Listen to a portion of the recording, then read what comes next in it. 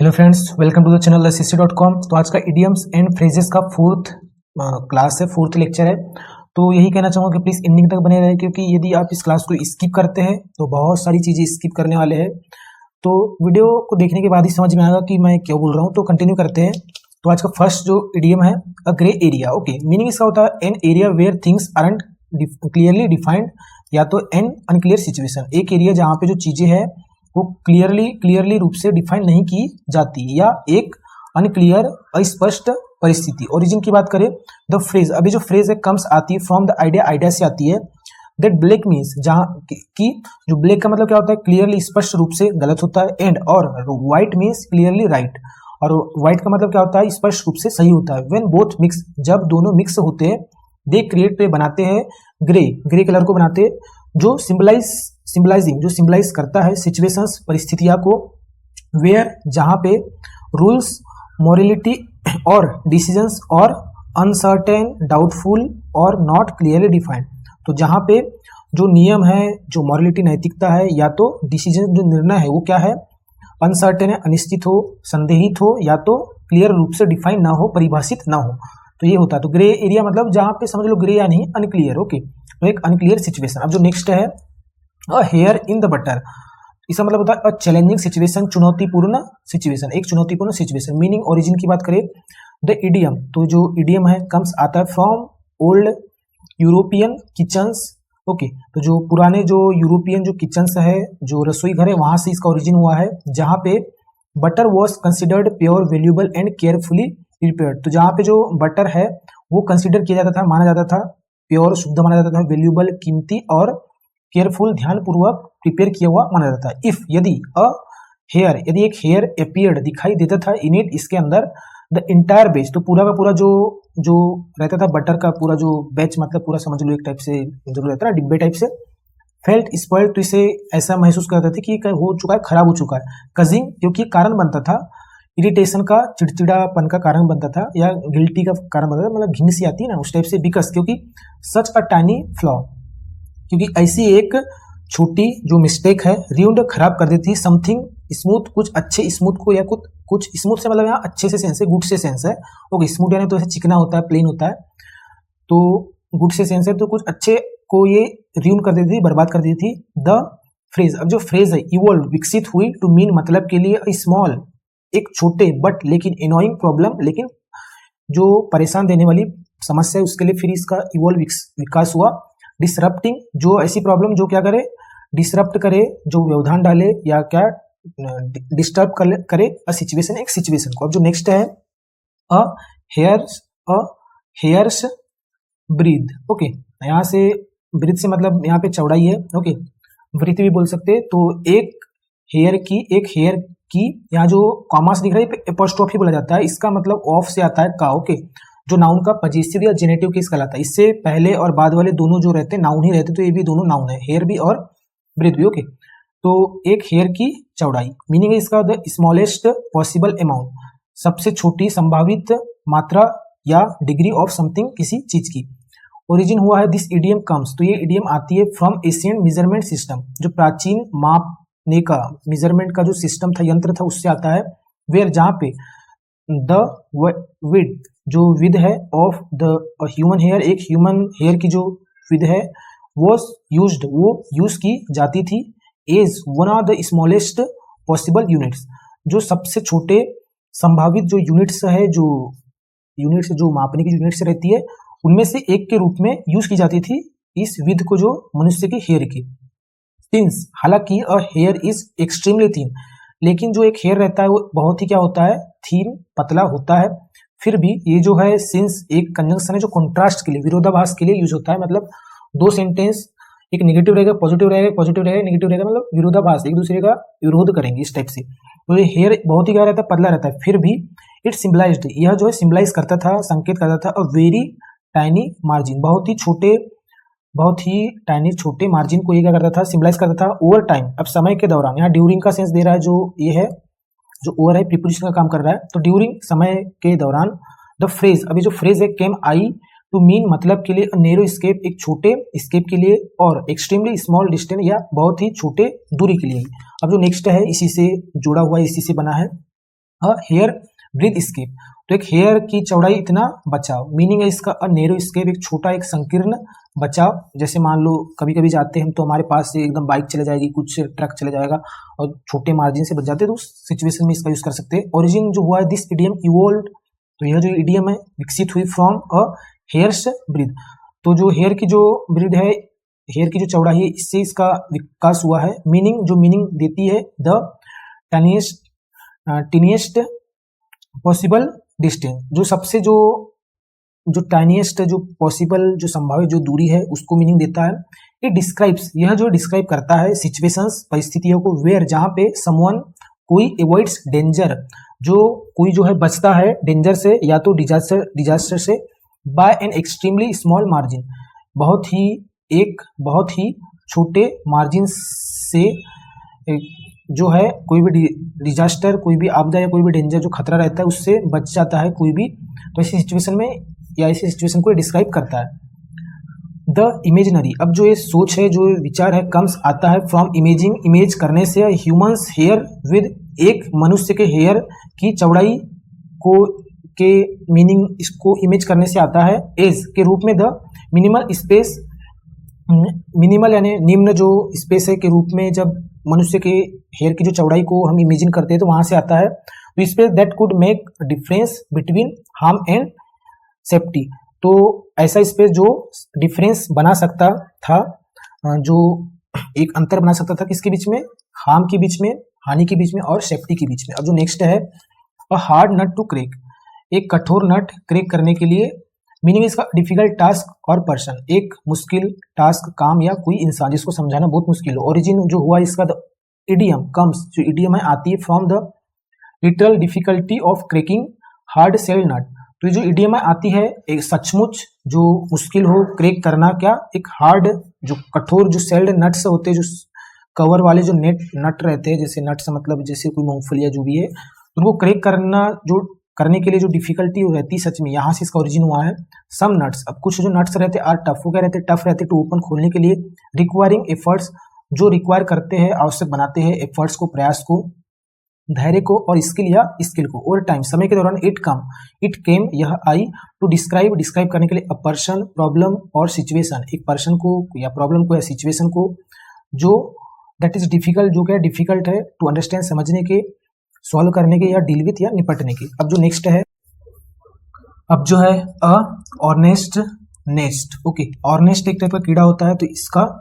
घोंसला, ये जो कॉमा सा दिख रहा है इसे एपोस्ट्रोफी बोला जाता है, जो नाउन का पॉजेसिव जेनेटिव केस कहलाता है।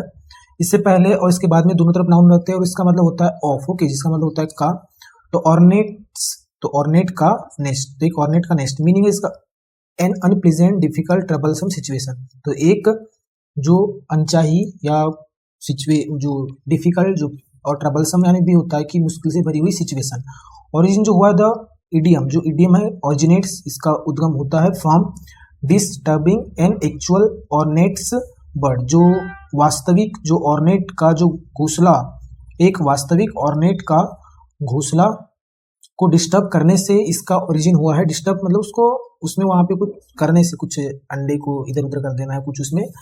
विच प्रोवोक्स जो बढ़ाती है, अग्रेसिव स्टिंज का मतलब डंक मारना, तो स्टिंज यानी हो जाता है कि डंक, तो अग्रेसिव यानी एकदम घातक, तो जो बढ़ाती है घातक स्टिंज को, एंड केवोस, और केवोस को उथल पुथल, वहां पे आगे पीछे कुछ उथल पुथल कर देना, बिकॉज क्योंकि ऑर्नेट्स, अभी जो ऑर्नेट्स है फायरसली डिफेंड देयर नेस्ट, जो ऑर्नेट्स है तो भयंकर रूप से डिफेंड करती है, सेव करती है, बचाती है देयर नेस्ट, अपने घोंसले को। द फ्रेज, अब जो फ्रेज है केम टू डिस्क्राइब, तो ये फ्रेज आई डिस्क्राइब करने के लिए एक्शंस को, काम को या सिचुएशंस को, दैट प्रोवोक जो बढ़ाते हैं, ट्रबल प्रॉब्लम को, एंगर गुस्से को, और अ फ्लरी या एक घबराहट को, ऑफ प्रॉब्लम्स सिचुएशंस की या मुसीबतों की एक घबराहट को या एंगर को या ट्रबल को बढ़ाते हैं, ऐसे सिचुएशन को डिस्क्राइब करने के लिए इस फ्रेज, यह जो फ्रेज आई। ऑफन और अक्सर जो है अननेसेसरीली या अनावश्यक रूप से, या रेकलेसली यानी होता है बेढंग रूप से, एकदम लापरवाही से, ओके।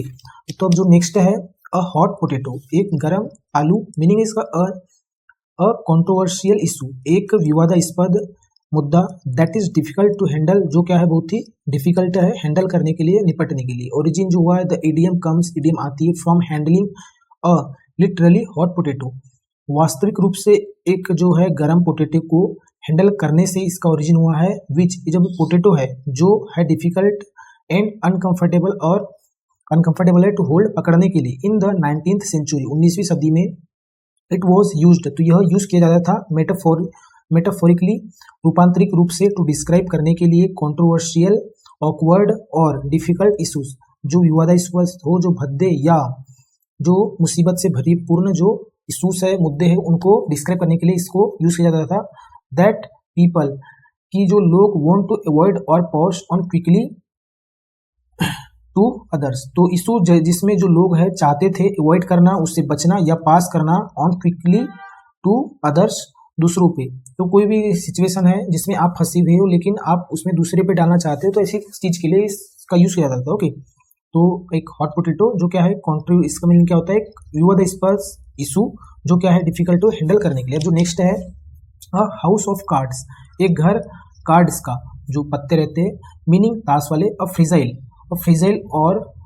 अनस्टेबल सिचुएशन, एक फ्रेजाइल एक नाजुक या अनस्टेबल अस्थिर सिचुएशन परिस्थिति, दैट कैन इजीली कोलैप्स और फेल, सिचुएशन जो क्या हो सकती है, ठहर सकती है एकदम आसान रूप से या फेल हो सकती है। ओरिजिन इसका हुआ है द इडियम, अब जो इडियम है कम्स आती है from building a structure out of playing cards, जो खेलते हुए जो कार्ड्स है, तो कार्ड को खेलने में से जो एक स्ट्रक्चर जो आता है उसको बिल्ड करने से इसका ओरिजिन हुआ है। ओके, तो खेलते हुए पत्तों का जो स्ट्रक्चर को बिल्ड करना या उससे बिल्ड करना, उससे इसका ओरिजिन हुआ है। Which is extremely fragile and can collapse easily, जो क्या रहती है बहुत ही नाजुक रहती है, जो ये स्ट्रक्चर रहता है जो कार्ड से, जो खेलने वाले जो कार्ड है उनसे जो स्ट्रक्चर बनता है, जो जैसे कार्ड से कई घर बनाएंगे कुछ करेंगे, तो जो रहता है बहुत ही नाजुक रहती है, एंड कैन कोलैप्स और ठहर सकता है, पूरा का पूरा गिर सकता है इजीली, आसानी से। ओवर टाइम, समय के दौरान इट बिकेम, यह बन गया अ मेटाफोर, एक रूपांतरण, फॉर मेनी प्लान, बहुत से प्लान के लिए, ऑर्गेनाइजेशन के लिए, एंड और या सिस्टम या तंत्र के लिए, दैट इज वीक, क्या है जो कैसा हो, वीक हो, अनस्टेबल हो, अस्थिर हो, और या लाइकली टू फेल, या संभावना हो फेल होने की, विद द स्लाइटेस्ट प्रेशर और मिस्टेक, छोटे से प्रेशर या मिस्टेक के साथ जो है फेल होने की संभावना हो, अनस्टेबल हो या वीक हो, ऐसे सिस्टम, ऑर्गेनाइजेशन है, प्लान के लिए रूपांतर के रूप में इसको यूज किया जाने लगा या ये बन गया। ओके, अब जो नेक्स्ट है a kick in the teeth, एक किक इसमें दांतों में, मीनिंग है इसका अ ग्रेव सेटबैक, एक भयंकर सेटबैक। ग्रेव एक एडजेक्टिव का यहाँ फंक्शन कर रहा है, तो इसका मतलब हो जाता है एकदम गंभीर है, भयंकर। ओके, जब ग्रेव एक नाउन का फंक्शन करता है तो इसका मतलब होता है कब्र। ओरिजिन की बात करें तो द इडियम कम्स, जो इडियम है आती है फ्रॉम द लिटरल इमेज, वास्तविक इमेज से आती है। अब किसकी, of being kicked in the teeth, क्या किक किया जाना टीथ पे, दांतों पर, तो दांतों पे किक किया जाना, उस इमेज से जो है वास्तविक इमेज से इसका ओरिजिन हुआ है। कजिंग जो क्या बनता है, कारण बनता है। सडन पेन, अचानक पेन का, दर्द का, एंड शॉक और अचंभा का, ओवर टाइम, समय के दौरान। इट सिंबलाइज्ड, तो यह जो है सिंबलाइज करता था, दर्शाता था अनएक्सपेक्टेड मिसफॉर्च्यून, जो अनचाहा दुर्भाग्य हो, डिसअपॉइंटमेंट निराशा हो, और या ह्यूमिलिएशन या अपमान हो, स्पेशली खासकर व्हेन जब समवन सफर्स, कोई जो है सफर करता है, अ हार सेटबैक, एक बहुत ही बड़ी सेटबैक, हार सफर करता है, या बिट्रेयल या कोई भी धोखा सफर करता है। दैट फील्स, जो महसूस होता है, फिजिकली एंड इमोशनली स्ट्राइकिंग, शारीरिक रूप से और भावुक रूप से, भावनाओं से स्ट्राइकिंग, एकदम आघात करता हुआ। ओके, अब जो नेक्स्ट है अ लेम एक्सक्यूज, एक लेम यानी तो ऐसे लंगड़ा होता है, अपंग होता है, तो एक अपंग एक्सक्यूज यानी बहाना, यानी ऐसे बहाना जो बहुत ही क्या हो, बेकार, वीक हो। मीनिंग क्या होता है, एक वीक एक्सक्यूज, एक मतलब नाजुक एक्सक्यूज, बहाना, या कोई ऐसा एक्सक्यूज जिसमें दम ना हो, अनसेटिस्फैक्टरी एक्सप्लेनेशन, या असंतोषजनक कोई भी व्याख्या। ओरिजिन जो हुआ है द इडियम ओरिजिनेट्स, अब जो इडियम है ओरिजिनेट होती है, निकल कर आती है from the old use of the word lame, जो ओल्ड यूज है वर्ड का, कौन सा वर्ड, जो लेम वर्ड है जिसका मतलब अपंग या लंगड़ा भी होता है, इसके ओल्ड यूज से इसका ओरिजिन होता है, निकल के आती है। मीनिंग, जो मीनिंग देता है फिजिकली, शारीरिक रूप से वीक, कमजोर एंड अनेबल, और जो अनेबल हो टू फंक्शन, कार्य करने में प्रॉपरली, सही रूप से, ओवर टाइम, समय के दौरान, इट वॉज अप्लाइड, यह जो अप्लाई किया गया, मेटाफोरिकली, रूपांतरिक रूप से, टू डिस्क्राइब करने के लिए, एन एक्सक्यूज, एक बहाने को, दैट इज वीक, जो क्या हो, बहुत ही वीक हो, अनकन्विंसिंग, जो समझाने योग्य या कन्विंस करने योग्य ना हो, और या अनएडिक्वेट या जो अपर्याप्त हो, just as a lame limb can not support weight effectively, ऐसे ही जैसे एक जो है लेम लिम, एक मतलब अपंग जो अंग है, जो अपंग अंग रहता है, लिम यानी होता है कोई भी अंग, हमारा जो हाथ पैर कोई भी अंग, तो एक लेम जो अपंग अंग है जो क्या सपोर्ट नहीं कर सकता वजन को इफेक्टिवली, प्रभावी रूप से। अब जो नेक्स्ट है अ लाफिंग स्टॉक, एक हंसने का एक स्टॉक या पात्र, an object of ridicule, ridicule यानी होता है हंसी, तो हंसी का एक पात्र। ओरिजिन जो हुआ है the idiom dates back to, अच्छा डेट बैक टू एक फ्रेजल वर्ब होती है, इसका मतलब होता है निकल कर आना या ओरिजिन होना, उत्पत्ति होना। तो जो इडियम है ये उत्पत्ति हुआ है, इसका कब हुआ है, द